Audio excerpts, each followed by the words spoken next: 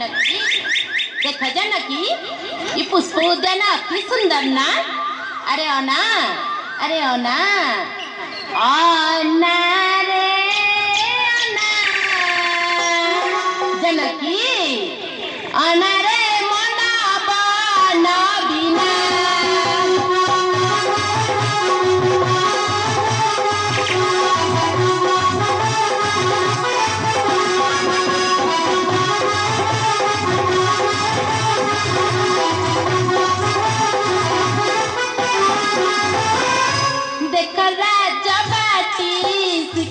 जानकी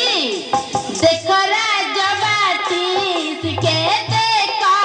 राजबाटी के उड़ूची बना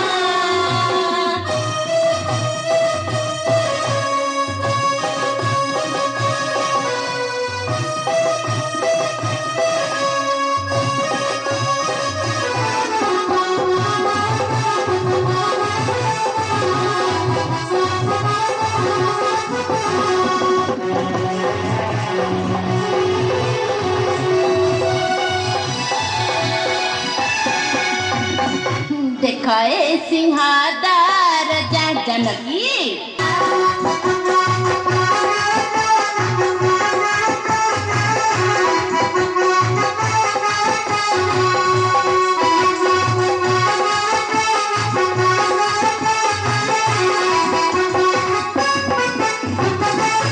नाना चित्र विचित्र रे जानकी नाना